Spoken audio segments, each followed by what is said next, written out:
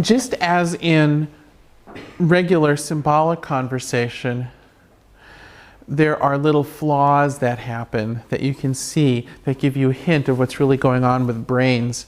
Like, for instance, when you're talking, you might suddenly say, and that's the moment when you're getting ready to say the next thing, but your brain doesn't quite have it ready yet. Or what do you say in Dutch? Do you say or do you say something like, I don't know. Anyway. Okay. Well, anyway, you do something like that. Well, in the same way, in reality conversations, one person might suddenly sort of space out, and they're going into their own world, preparing the next change to the shared world. And when they do that, they're going to see privately the tools they use, the virtual saxophones that play out their planets or whatever happens.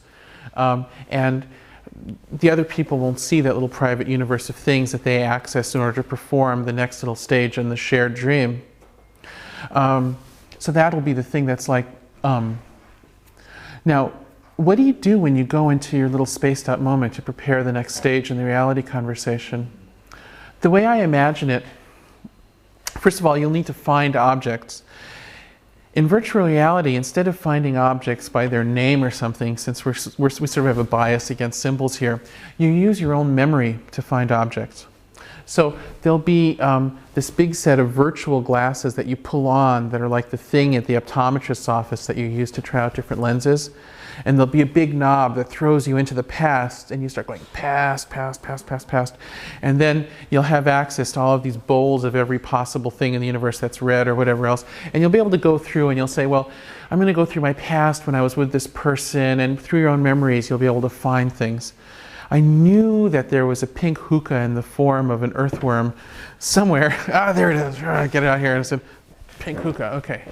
Now, so this will lead to an interesting quality of time, since the past will never go away. In order to have a good way to browse the universe, the sense of the present moment is going to start to become a little diffused. So that's another artifact of reality conversations that we can see in addition to the idea of the space out, the thing that corresponds to the And there are various other things. I mean, I can see the overall shape now, I believe, of what a reality conversation will be like. But the details are for the future. It's a genuinely unknown frontier, which is why it's exciting. I suppose, how's my time? Just so I have 60. Over 60. Over 60. Okay, I'll start edging towards a conclusion then. I have to say a little bit about why I'm motivated to do this in the broadest sense. What's important about this kind of adventure? Why it matters if we become cuttlefish or not? And the answer, very roughly speaking, is if we don't become cuttlefish, we'll become giant squid. Now, here's what I mean by that. The particular game of making new science and technology is one that started in the West in a very particular way for a very particular reason. There had been other cultures that developed a lot of technology before us. For instance, there's a marvelous scholar named Joseph Needham who's researched the origins of technologies in China. And it turns out almost all of the technologies that existed in the West through the 19th century had already existed thousands of years earlier in China, including things like the steam engine and all kinds of interesting calculators and stuff with electricity and amazing stuff. But the difference was that in China, it was never assembled into this systematic ramp where there was an attempt to put it all into a context, to systematically improve on the previous versions, and to make it ever better and better and better. That ramp, this ramp of Western civilization, was never implemented in China. And so therefore, they just came across the technologies and then they'd sort of forget them, and they never connected them together. They just got at them through their sheer size and endurance, almost randomly, perhaps. Now, in the West, we did something different. And our motivation, I believe, was very simple. We were scared of nature. Now, certainly everyone else in the world had reason to be scared of nature too. Nature wasn't any kinder to the Chinese than it was to us in the way of plagues and great natural disasters and all that sort of thing. However, perhaps, I mean, I'm not sure about this, but perhaps in other parts of the world, the religions and philosophies that were around just helped people accept it. They just viewed it as a part of the flow of things. And in the West, we resented it, and we were scared of it. So we started our path of improving technology in order to resist nature. In order to stop evolution, by the way, which I think is a good thing. So it worked. It turns out, and this is a pretty surprising, amazing thing, if you do the right experiments, if you're methodical, if you're careful, you can actually make technologies that work. Who would have thought that? What an incredible thing to learn about the universe that you're in. So we did it, and our technologies got better and better. We had more and more protection from nature. And then along comes the 20th century. We finally surpassed the level of technology that had been come across randomly by the Chinese before. And what happens? We become so powerful that we become our own worst enemy. It turns out that once we reach a certain amount of power, the greatest threat to our survival is no longer from the rest of nature, but from human behavior. This came to a head, of course, with nuclear weapons. But that is not the last time it'll come to a head. This issue is going to come to a crisis point whenever any particular line of technology is developed to the conclusion where people become as powerful as possible from it. It's true for studying biology and genetics. It's true for studying chemistry. It's going to be true for everything else, for computers as well. Anytime you take a technology to the limit, you eventually make people powerful enough using it to destroy themselves. That's the nature of power. Now, this is a pretty dangerous game. And one of the questions you have to ask is, if the original reason for making technologies was to protect ourselves from nature, and we hit the point where that's not our problem anymore, why are we still making more of them? That's an important question. Now, in some cases, the reason we're making more technologies is because we really still do need those technologies for the original reasons. For instance, when we do research on AIDS, we really need to protect ourselves from that nasty little bit of nature. When we do research on how to keep dikes working, that's another good one. Predicting earthquakes, that's a good one. But most of the science we do, most of the technology we create, is not really needed anymore. We're just doing it on autopilot. We're doing it because we love it. In other words, it's turned into art. It's an art form, but we don't recognize it. We don't admit it. Now, it's important to admit it, but it's even more important to try to change it. What I think the fundamental duty of everyone working in science and technology today is to attempt to change the underlying myth that drives our creation of new science and technology. We have to change the idea that you should always automatically try to make more powerful technology and that will somehow make the world better automatically. I notice Philips here has this slogan, let's make things better, which means let's, more technology, more technology. We have to get away from that myth, and instead we have to go to a different myth, which is we need to connect to each other more. We need to make more interesting and intense experiences. We need to bridge the interpersonal gap. In other words, we need to become cuttlefish. Now, how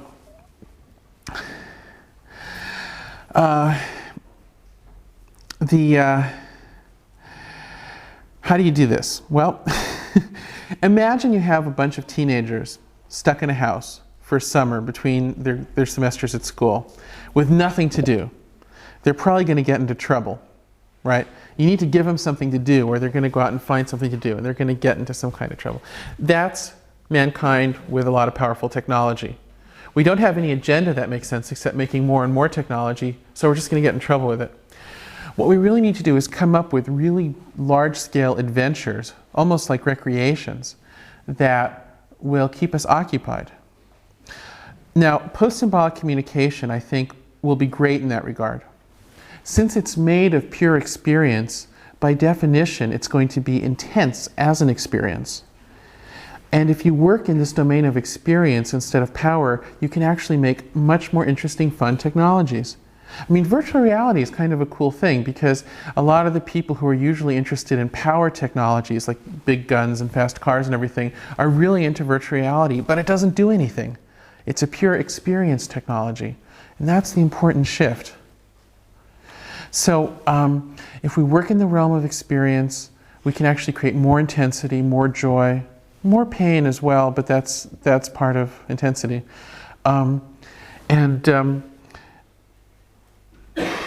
The good thing about post-symbolic communication is it really will take centuries to figure it out. It's such a fundamentally alien idea, and yet it's still accessible to us, that it'll take a really long time to work it out. And that's what's good about it. Now, whether post-symbolic communications can happen, whether they will happen, I don't know. But this kind of adventure, this experience and communication-oriented venture that takes centuries, is essential. It's the only thing that will prevent us from destroying ourselves.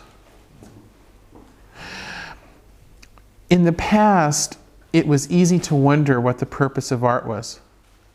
It was easy to debate it or to say it had no purpose. But in this era of excessive science and technology, there can no longer be any question about what art is for. The purpose of art is to distract us from mass suicide. And that is the conclusion of my talk.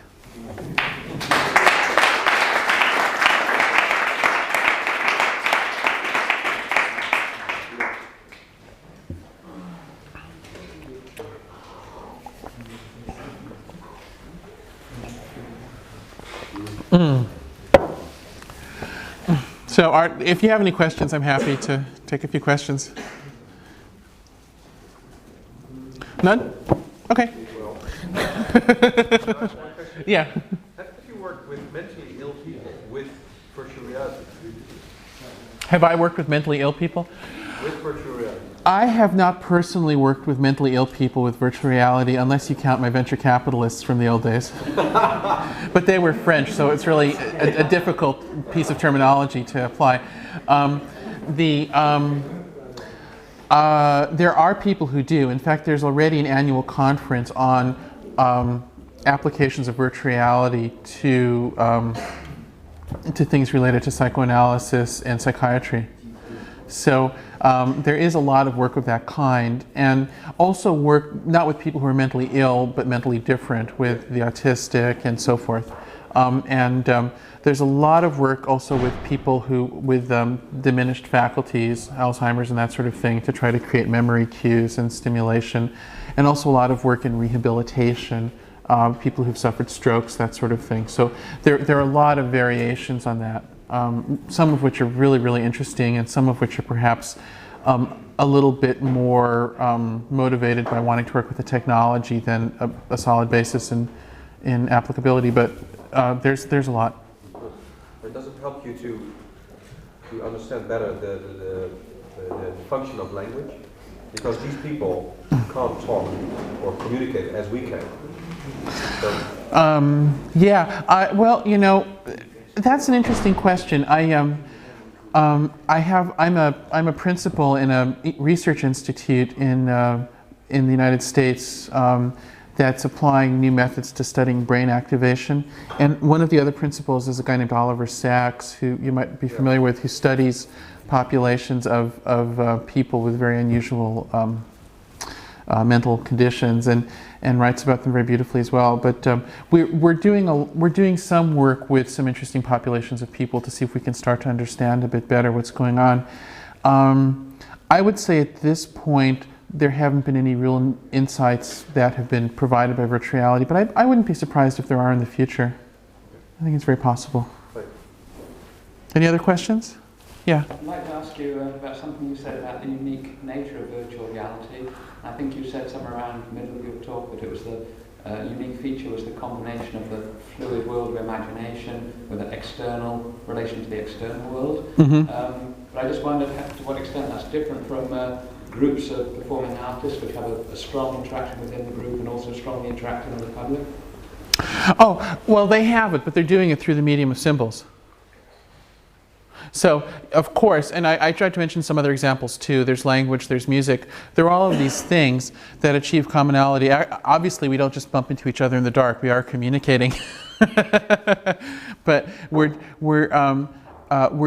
doing it without having the power to mold the whole world to the service of our communication, but only our tongues or our bodies. You could define the body as the part of you that you can move with enough facility. Say, could you please not smoke in this room? Folks in the back there? I'm afraid I have a really bad cigarette allergy, so I really appreciate it a lot. Okay. Okay, thanks. I'm sorry to torture you that way. You'll find that when your brain goes into the shock due to the lack of nicotine, that actually all of these interesting mental passageways will open up and my talk will make more sense. Maybe. I don't know. So anyway, the difference in this case would be that instead of only being able to communicate by moving that part of the universe that we now can control at the speed we think, which is our body and especially the tongue and mouth, we'd be able to do it to the whole universe. And therefore do it on overlapping bodies. You can think of the whole universe as turning into your body in virtual reality, and therefore everybody shares a body in virtual reality. That's another way to say the same thing.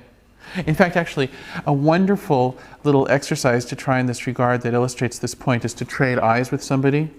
So you see out through their eyes, they see out through yours, so your sensory motor loop becomes a figure 8.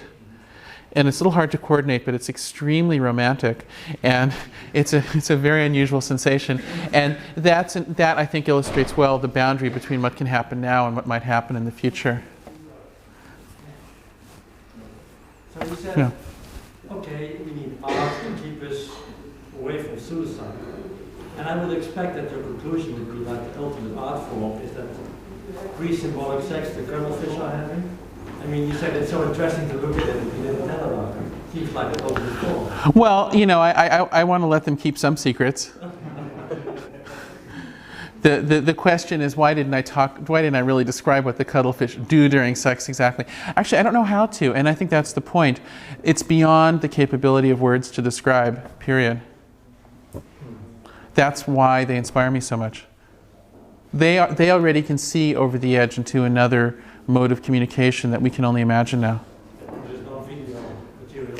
There is video, and the reason I don't show it is because I don't have the rights to. It's one of those things where it's owned by a researcher and he doesn't give out rights for people. It's a stupid thing.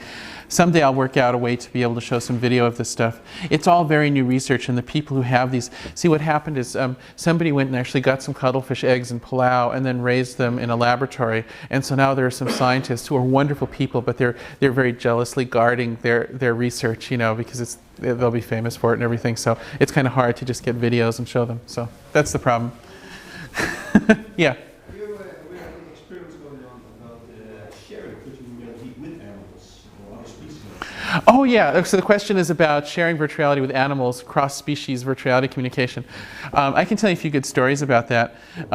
Long ago, meaning, I don't know, 12, 13 years ago, on the peninsula south of San Francisco, there was both my research with virtual reality and also a thing called the Gorilla Foundation, where Penny Patterson had some famous gorillas, especially Coco, that would communicate with sign language. Or so she claimed. There was some controversy about whether they really were or whether the researchers were over-interpreting their hand motions and seeing more than was really there. So she asked me if I could make an interface for the gorillas.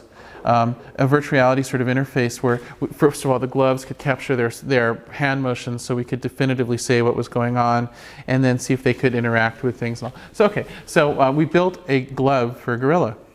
And I brought this glove, which wasn't fully instrumented, it was just a test glove, one day. And it turns out Coco was in heat that day. And I'm proud to say that when she saw me, she got so excited that it really wasn't tenable to try to put a glove on her. So it turns out that a gorilla in heat can distinguish a human male from a human female at a greater distance than people can, even accounting for their vision acuity. They just really are sensitive. So, given that Coco had melted before me, and the problem with Coco is that when she's excited, her jaw is strong enough to bite a tree in two. So, she's not the kind of woman you want to really mess with, you know. So her companion was a younger gorilla named Michael, and so we thought we would try the glove on Michael's hand instead. So we put this glove on Michael's hand, and he looks at it for just a second, and then in an incredibly fast motion, he eats it. And then, so this glove is swallowed, it's gone. And so we looked at each other and we said, you know, this is not a good idea for a gorilla interface. It's just not happening. So then a few months later, I got a call from the Gorilla Foundation saying, well, the glove is out. And so I said, well, how did the glove come out? And they said, well, Michael belched up the glove. And it turns out there's some weird thing that can happen in the gorilla digestive tract where something can lodge and kind of harden and then they belch it out. It's an amazing thing. Anyway, I was just thinking, actually, because, you know, gorillas and people are genetically so close, and yet we're so different if you just look at them and all the little things about them that are different. It's wild. Anyway, so out comes this petrified glove, and then we had an interesting little debate about who owned this thing, because I thought, this is the only virtual reality glove that's been petrified inside a gorilla that exists on the planet. I must have it. You know? It's even possible to be the only one that ever exists in the whole universe. And but Penny actually had custody of it at that time, and she wasn't about to let it go. And I think it's now in the treasured archives of the Gorilla Foundation. And anyway, so that's that story. And there's been a lot of work with dolphins and things. Now, of course, the interesting one would be a cuttlefish interface. And yes, I have been dreaming about that. I have thought about it a lot. And I might even try to do it. Getting this kind of cuttlefish around in your life is not easy. They're quite rare, and there are very few that have been raised in captivity and all. But someday, I will do it. Any other questions? Okay. Oh, well, one. All right. I have one question. You talked a little bit about that maybe the problem with virtual reality in the future will be software to program it. Yeah. A little bit that current computer tools are not perfect enough to let you program like to speak or something. Mm-hmm. And well, as a software developer, the way you talk about programming looks a little bit like the centrifugal hacking, which is a kind of motion of programming where you really program as you speak, because you write your language without thinking, making all kind of models and things like that. Mm-hmm. Is that the way of programming you would imagine will be the way of programming for the future, to have these kind of virtual reality tools to build actually your universe as you think it? Well, I'm more interested in the future. I don't know how to do this yet. In the sort of thing I was talking about musical instruments that just create. See, if you think about what a program is, right now we construct a program piece by piece, but there's only a finite number of programs. So really, you could imagine that all the programs in the universe up to a certain size, very large size, already exist.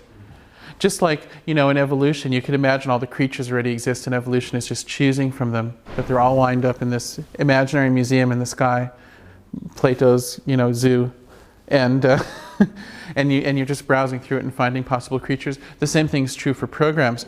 And so if you think about a program that way, you could be finding a program instead of creating it. And I think that that's going to be the way we think about them in the future in order to have programming become much faster. And it's a very big topic. I've thought about it a lot, and it's not an easy topic. But anyway, I think programming in the future is going to look so different from programming today that we won't even recognize it. There was another question in the. Oh yeah, I know it's repulsive today. Was there another question in the back?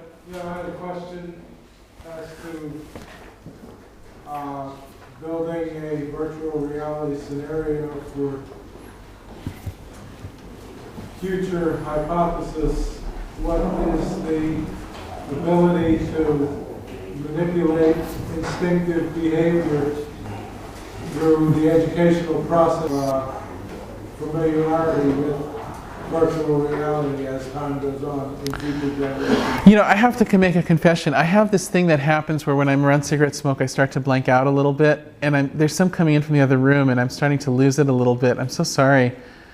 Can you repeat the question one more time? Okay, is it a fear, perhaps, that people's instinctive behavioral pattern will become manipulated by the education that they receive through virtual reality familiarity, such as traffic egress?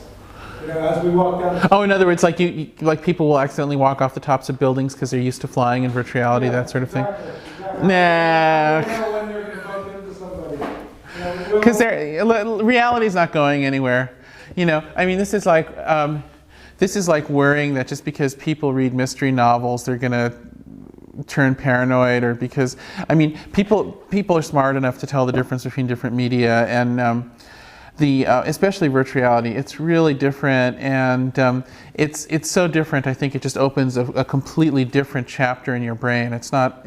I've never seen any evidence of that at all. There are a few exceptions to them, but it's very difficult. It's not a good idea to drive right after you've been in virtual reality, but not because of cognitive adaptation, but because of some subtle sensory adaptations. You respond to emotional differently. So there is a transition period, but it's not a permanent thing. It's a very specific and measurable effect. And well, what I'm referring to is how dyslexically our language has changed, such as words like organic, whereas one time represented an organic situation, today represents or misrepresents organic. Will virtual reality change our instinctive language of how we relate to people on a way that doesn't require words, but facial structure, muscle movement, will that be implemented into virtual reality? yeah, faces definitely. Faces are super important. Facial motion and facial expression are critical parts of virtual reality in the future, and they're not in it enough right now. And they'll definitely be a big deal. And as far as meaning shift, that'll always happen. Words can't. If words always meant the same thing, they would mean nothing to us. It's in the changing of the meaning that they're able to stay alive. That's the way they live. Yeah. You say that you or anyone that you might know about has spent a lot of time dealing in this so-called virtual reality or using the technology. Experiences any difference in the way they even maybe dream or imagine? Well, I don't know. Do I seem like an ordinary guy to you? No.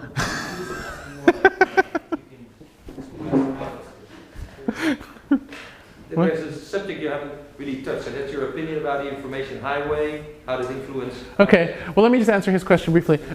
Does virtual reality change people? Actually, we don't really know. I mean just changing the way you sort of dream and imagine, that kind of... Yeah, oh, definitely. It makes me,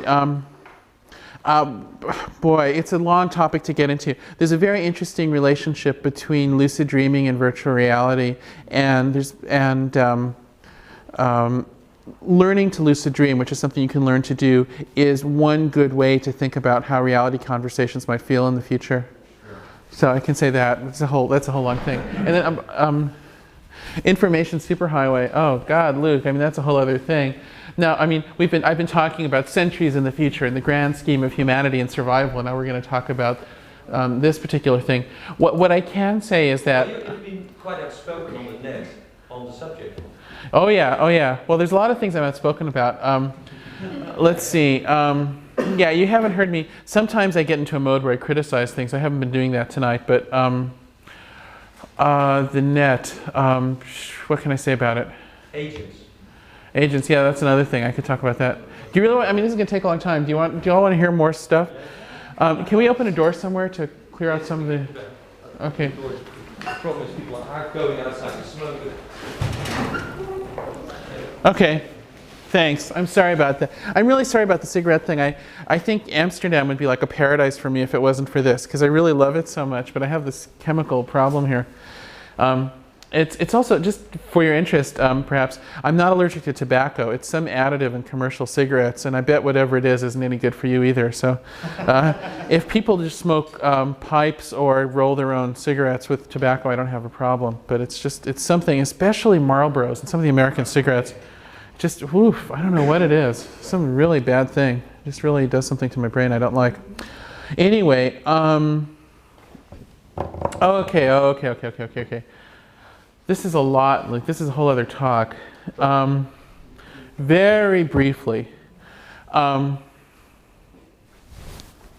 let's see. Oh, Karen, are you going away? Okay.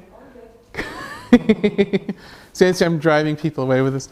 Say something about the structure. I'll talk. All right. Okay. All right. So, okay. Now we're leaving virtual reality for the future. We're going to talk about what we've got now, and some of what we've got now is pretty good and some of it isn't, and this is reality instead of the ideal, so we have to deal with the compromises of what actually exists today. The fundamental problem with computer software is a quality that I call brittleness. Brittleness is the word for when something breaks instead of bending, like that. This chocolate is brittle, okay? Oh, I hate to ruin a chocolate bar just for a talk, but anyway, we'll eat it in a second. So what that means is if two pieces of software are supposed to fit together and there's any problem at all, they break completely.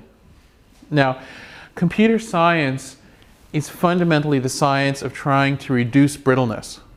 Just in the same way that cosmology is about trying to figure out where the universe came from and where it's going, this is the core issue in computer science, and it's a really, really hard problem, which nobody has really made much progress on. Software today is pretty much as brittle as it used to be. There's a slight change, but not too much. Now, the fact that computer software is brittle completely transforms every single thing about computers. One of the important things is that it means, since software has to be built up in layers, once you have a layer on top of an old layer, the old layer becomes fixed. That's why MS-DOS is around, and why Bill Gates became so rich. The richest guy in history, I guess. MS-DOS is essentially stuck in the world in exactly the same way that syphilis is. It was spread socially by people who didn't know better. And the only way we can get rid of it now is if we could line up everyone who has it at once and inoculate them, but that's not practical. So it's locked in place forever. This is the way software is. Now, the other thing about software that's important, and it leads to gradual dementia and all that, many other comparisons apply. Now,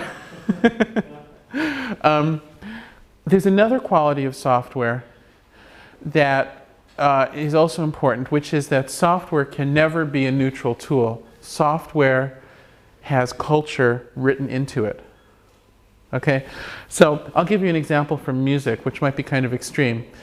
I believe that musical notes never really existed before computers.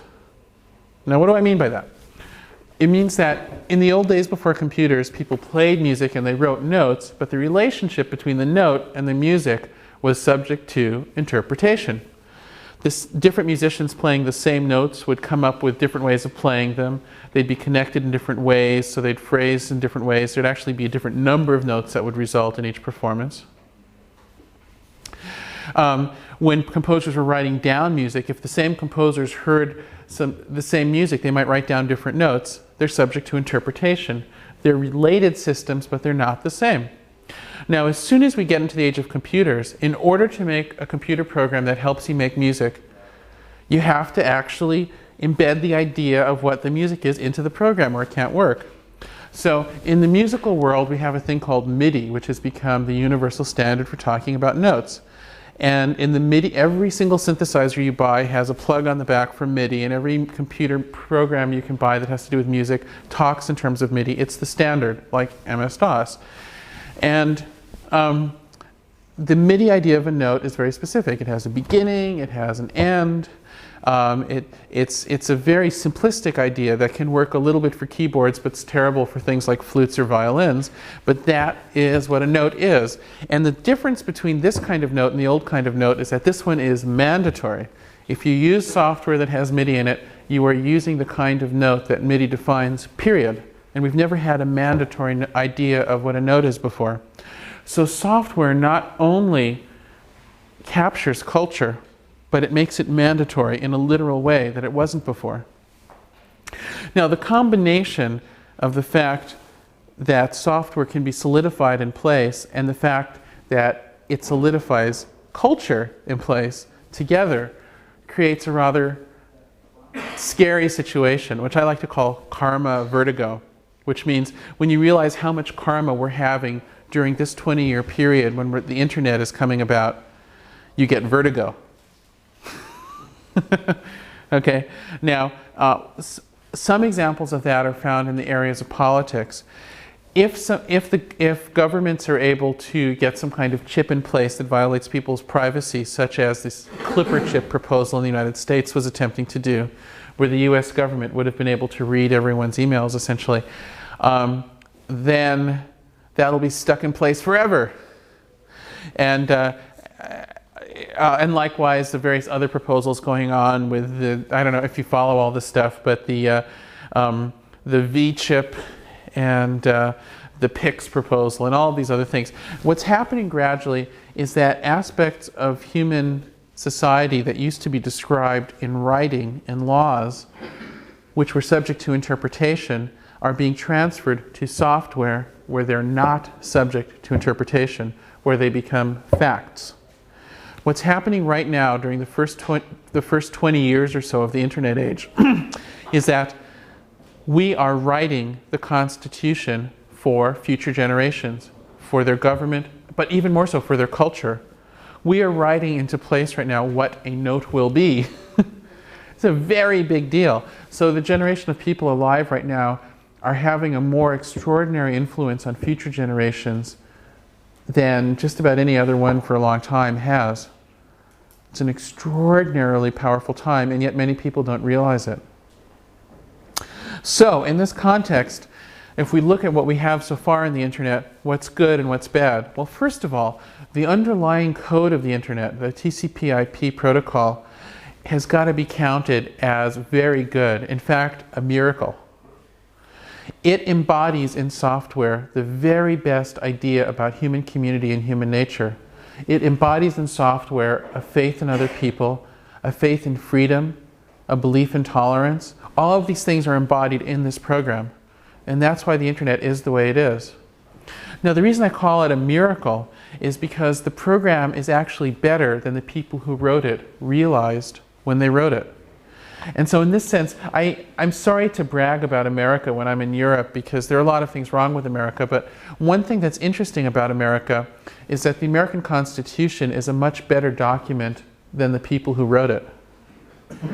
The people who wrote the Constitution were slave owners, more interested in evading their taxes than really anything else. And, you know, we're not, I mean, they had some good qualities, but they had some very bad qualities as well. And yet they were able to write a document that was so good that it forced their descendants to become better. And that's rather miraculous. I think something similar is going on with TCP/IP. It's better than anyone realized, and we're really lucky to have it. It practically commanded things like the web to happen. Now, the web's another one. Before the web happened, anyone who thought that people were good enough for anarchy had to look at Barcelona in 1936 with a microscope and try to find one moment in one back alley somewhere where anarchy might have happened. But of course, that moment really wasn't there. But now that the web has happened, we know it for a fact. People are good enough for anarchy. This is the first time in history we've had that information. We've dreamed about it, but we never knew it before. That's pretty exciting. That's a once-in-a-millennium kind of piece of news. The web happened without money, without advertising. Well, not without money. I mean, obviously there was money paying for all the links, but without big money and without the opportunity to earn money.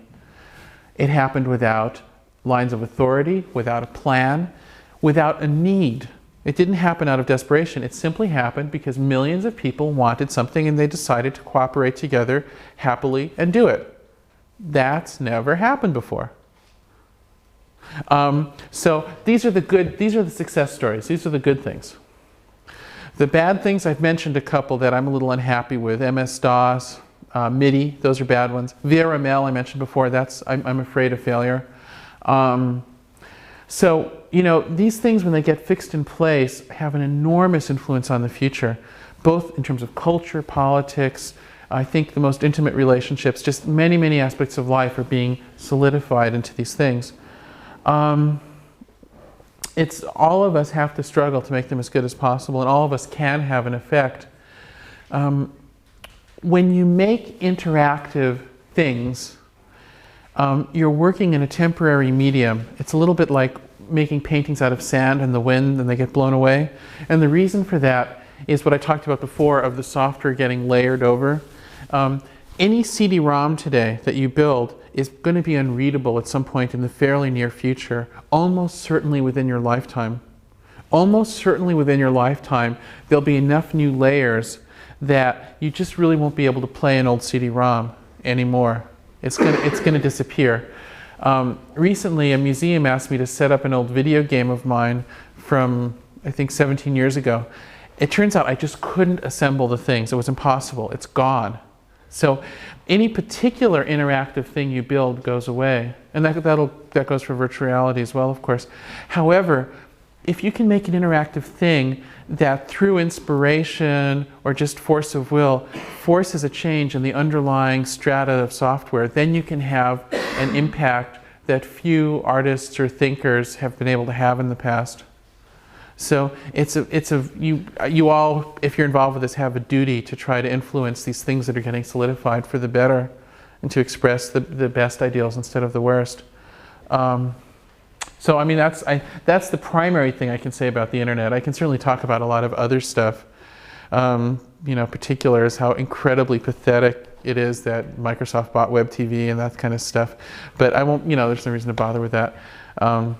What was the other question Luke asked me? Agents. Oh, agents. Oh, gosh. Okay. All right. But then that's it, okay? Agents. Okay. There's a bunch of people who promote this idea of artificial intelligence where the computer gets smart. And I think they're full of shit. And it's getting towards the end of the evening here, so I'm getting less and less delicate. So why do I think that? Well, let's go back to the origin of the idea of artificial intelligence. Alan Turing, one of the greatest heroes of World War II for England, saves England from potentially much greater destruction than it suffered by breaking a Nazi secret code called Enigma. He gets parades afterwards. He's a public figure, great hero. One small problem. It turns out he's gay. And it turns out at that time it's illegal to be gay in England. So before I tell you what happened to him as punishment, I'm going to tell you about the thing he's most famous for in this particular regard. He's famous for a few things. He's one of the inventors of computers as we know them. He's a great mathematician, very sensitive person, really an admirable soul. But he wrote this one paper that created a thought experiment called the Turing test. And whenever you go to school to study computer science, you're taught about the Turing test. And it starts with a hypothetical room with two soundproof booths. One has a man, one has a woman. Each are trying to type at you. Each are trying to fool you into believing that one's the other. Then those are replaced with another set of booths, one with a man and one with a computer. Each of those are trying to type at you. And what Turing says is that if you can't tell the difference between them, if the computer has gotten good enough to fool you, then you have no right to claim that there's some kind of difference. If empirically they're the same, he's saying, if you still insist on assigning some special value to people, then you're just being a sentimental, arrogant speciesist. You're committing the same sin. I guess we can close the door now. It's starting to get a little cool. And yeah, I'm like attached to a wire, so somebody else should do it. So, hey, thanks so much. Appreciate it. Okay, so what Turing says is that if you insist on believing that people are different than computers, you're doing exactly what the church did to Galileo. You're doing exactly what people did to Darwin. You're saying, it's so important to me that people are special that I'll ignore your good science and I'll persecute you and all that. That was Turing's accusation, more or less, which is a pretty powerful argument. You know, it's important to deflate the human ego, and certainly anyone who's sensitive to the nature of the tendency of people to think too much of themselves could, be persuaded by Turing's plea. Okay, having said that, let's examine it a bit more closely. What the hell is this first phase in there with the man and the woman accomplishing? It doesn't add to the argument. I always thought it was a bit weird, but it's just presented as if it makes sense. Well, let me tell you what happened to Turing as punishment for being gay. At that time in England, there was a bizarre quack treatment for homosexuality. He was forced to endure injections of massive quantities of female hormones. And as a result, he developed breasts against his will. He became horribly depressed and he committed suicide. It was after he developed breasts that he wrote this paper. Now, to me, that's rather critical information. All of a sudden, this first phase with the man and the woman starts to make a bit of sense. I think, speaking very roughly, Turing had become aware before almost anyone else. He and just a very few other people. The three people who figured out computers were him and a guy named von Neumann and a guy named Shannon. And these three guys suddenly understood this possibility of a digital world. And Turing saw this vista of the digital world where everything's sort of equivalent, everything's possible, this super generality. And I think he started to long for it as a way to escape the preposterous pain of being in a body that was considered illegal.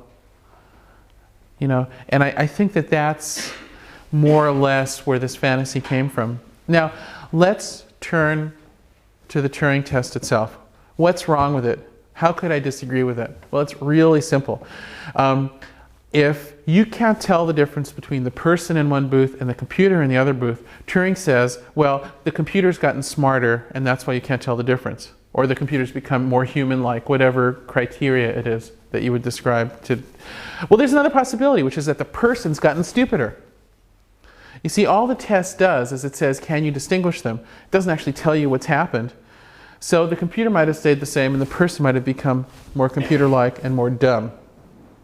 Now, you might think that that's just a sort of a clever, arcane argument, but I believe that that's exactly what happens when you start calling a computer intelligent. As soon as you say a computer is like a person, as soon as you say a computer has autonomy, as soon as you say it's smart, the people who use that computer start to make themselves dumb in order to make it appear to be smart and autonomous. Now, I can give a couple of examples. The easiest one I usually give has to do with the credit rating system. I don't know if you have this here or not, but in the United States, there's central databases that keep track of everybody's behavior with money. And any business that you go to, either for a loan or even just to buy something, or if you want to rent an apartment, the person that you want to do the business with calls up this database and gets a profile on you. And your whole life is reduced to one parameter, which is, are you a good credit risk or a bad credit risk? Now, what makes you a good credit risk is behaving in a certain rather simplistic and rather stupid way, which is always managing to be a little bit in debt even if you don't need to. Okay? And then what makes you a bad credit risk is either never having been in debt or like actually going bankrupt and failing to repay your debts, but it doesn't distinguish between the two. So it's sort of a stupid criteria. But anyway, whatever it is, it could hardly help but be stupid because people are so complex. I mean, to really understand if somebody's a good credit risk, you kind of have to understand a lot about their lives, and this database is very, very simplistic. So what happened? One of the things that could have happened is people could have decided, look, this database is totally inadequate. It doesn't really predict human behavior, so let's just forget this database. You might think that that's what would happen, but that's not what happened. What happened is everybody changed their behavior to match the database. So now I and everyone else in America make sure that we use a credit card a little bit more than we might otherwise have to, just to make sure we have this credit information currently in there. And I have turned myself into an idiot to make this database look like it's intelligent enough to represent me. So here I am making this really stupid machine pass the Turing test. It just happened with me. I'm in that booth. Hundreds of millions of people are in that booth already. Now, in this case, I don't know how much harm it's doing. It's just making some money for some credit card companies. But you know, if it starts to apply with who you get to date, what school your kids go to, who your surgeon is, I don't know, just all these other big decisions, it starts to concern me. If it helps you choose the music to listen to, if it helps you choose which books you read, I really worry about it. I think there's a feedback loop where you'll become stupider and stupider, and you won't even realize what you've lost. Now, if you have a program that says it's intelligent, there's a really simple way to improve the program, which is don't say it's intelligent. I mean, whatever is useful in the program, instead of presenting it as autonomous, change the user interface so it's under the person's own control, and whatever there is a value there is still going to be there a value, but it's presented honestly, and then the person can use it as they see fit. That's honesty. There's a great American writer named Ambrose Bierce. Does anybody know about him out here? You heard of him? He was the sort of the first punk. He was the first dark, cynical writer. He kind of invented that, and last century. And he wrote a book called The Devil's Dictionary, which has redefinitions of all sorts of things. Like he called a violin catgut rubbing against horse's hair. You know, it's true, but it's not the way you would normally describe one. So if Ambrose Bierce were alive today, I think he would describe an intelligent computer as, or an intelligent agent, as a computer with a user interface that is so bad that you have to imagine it as a really quirky person in order to accept it. Intelligence is just another word for a bad interface. It's just another word for obscurity. Or put another way, or another definition in a new Devil's Dictionary might be, an intelligent agent is a piece of software that maintains a profile of a user that it keeps secret from that user. Because if the user saw it, they would be appalled at how simplistic it was. So there's also this element of secrecy where instead of the computer being plain, it hides things in order to create the illusion of intelligence. So it violates every element of good design by being dishonest and creating obscurity instead of clarity. I believe that artificial intelligence is an idea that cannot exist. There's no empirical basis for creating it. It's an idea that's fundamentally false and confuses people. Now then there's another level too, which is a spiritual level, which I could talk about. The most miraculous thing about a human being is that we experience. We also behave in various ways. We think and so forth. We do things. But of all the things we do, we're experiencing it. And experience itself is a very precious thing. And in the old days, I think people noticed experience in one particular way, which is they thought, if I experience, that must mean I have a soul. And if I have a soul, maybe that means that I survive after death. And so the notion of experience was very tightly interwoven with the fear of death and the desire to overcome it. And I think what's happened now in the information age is that some of the people who are involved with artificial intelligence and various cyber techniques like cryonics and nanotechnological fantasies and things, they're initiating a new type of death denial fantasy. What they're imagining is maybe if technology gets good enough, I don't have to die. I can back up my brain onto a computer tape, or nanorobots can fix my brain, or whatever. Now the problem is that if experience exists, then all of these fantasies for avoiding death through technology, such as putting your brain onto a computer, are just as uncertain as old-fashioned death. So what happens is that this new generation of people have to somehow fantasize that they're not experiencing the world in order to have these fantasies. And so experience itself is denied, and it's done in the form of the artificial intelligence idea. I call that a talk. It's done.